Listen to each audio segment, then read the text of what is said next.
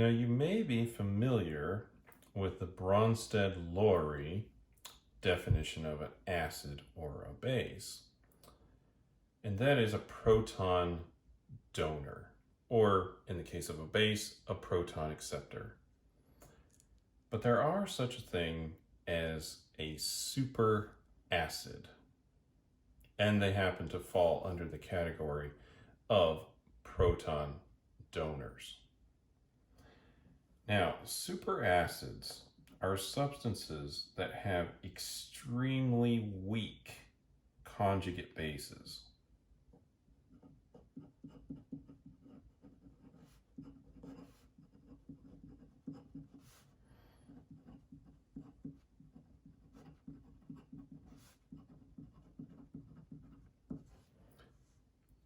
So, if you recall, conjugate bases are the substance once the proton has been removed.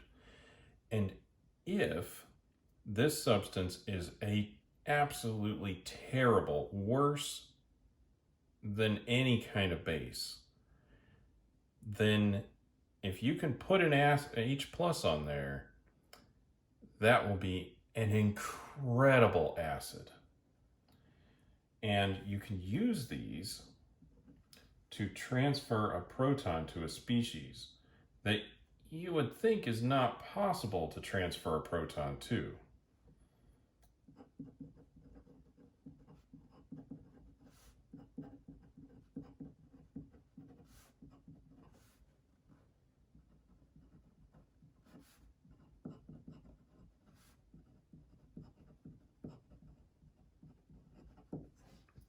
And this can lead to some very interesting reactivity.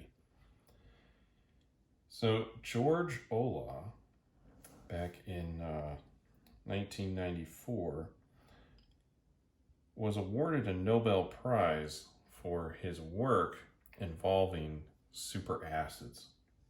And he theorized that you could take something that's already an electrophile, a good electrophile, so something that wants to have electrons given to it, right?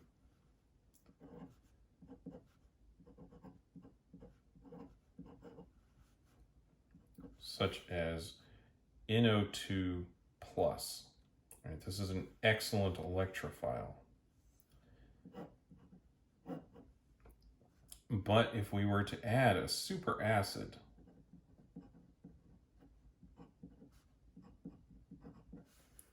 then we may be able to protonate it.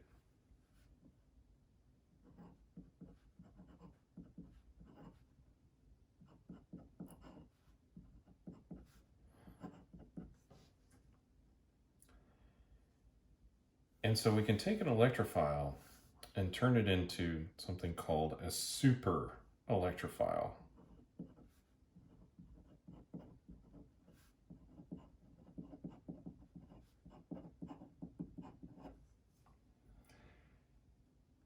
And there are several others of these that are reported, but this is one of them. It's also possible to get to other dicationic species and even tricationic species through triaryl methanols have been reported. And so these are incredibly strong acids that are capable of doing this. So if we're going to evaluate how strong a superacid is, we'll need a completely different scale for this. And we're going to use what's called the Hammett acidity function.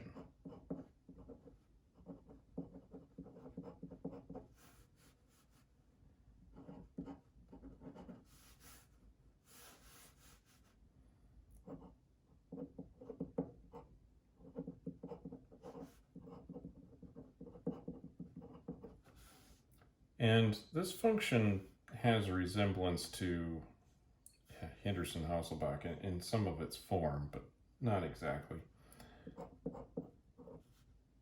But here's the acidity function.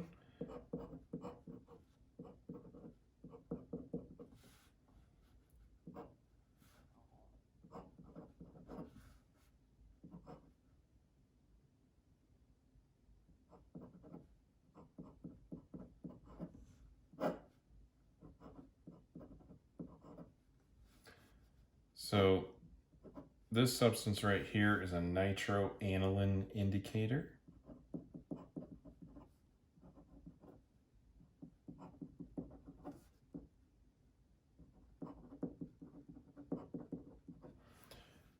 And that would make this one its conjugate acid.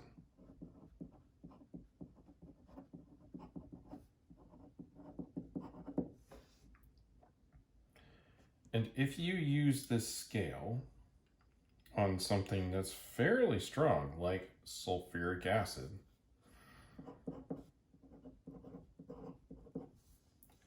then you'll get negative 11.9. So fairly strong. If you use it on perchloric acid or determinate, using that, get negative 13. So perchloric acid is stronger than sulfuric acid. There are other acids like triflic acid,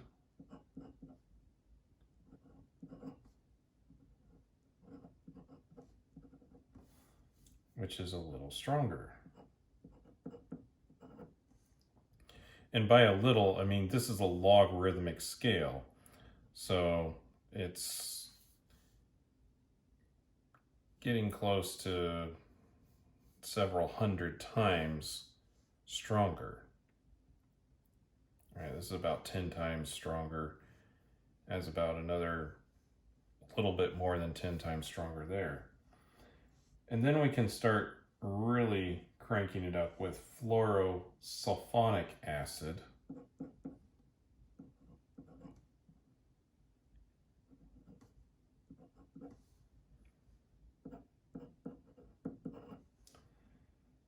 And then even greater than that is fluoroantimonic acid. So this is where you take antimony pentafluoride and combine it with HF.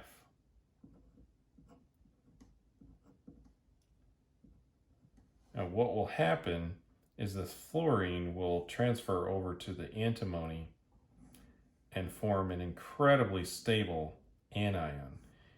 And it leaves this proton very free. How free? Well, depending on the concentration that you're using, it's possible to get this Hammett acidity function up to negative 28. Now, if you're looking at this and you say, oh, minus about 12, and this is minus 28. Well, it's a logarithmic scale.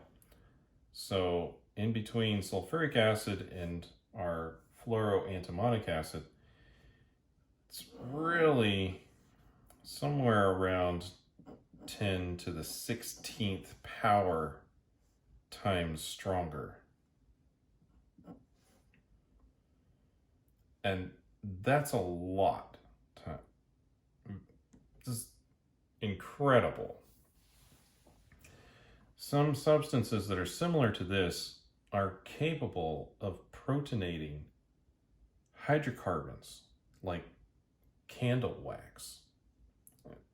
Candle wax isn't particularly reactive towards accepting protons, but these acids are just that powerful that they can essentially protonate anything, or nearly so.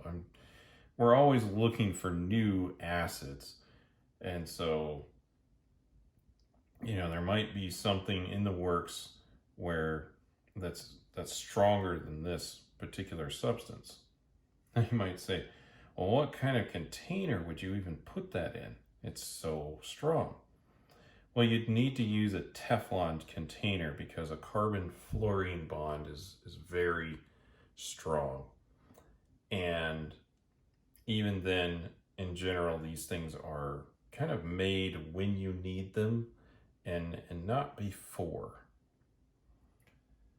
So you can get incredibly powerful acids, which can make very potent electrophiles or just push the boundaries of what we can explore. And by doing so, we can either explore other reactivity, such as being able to protonate things like methanol or methane, and then use that as a feedstock, or simply explore what's possible and push our understanding.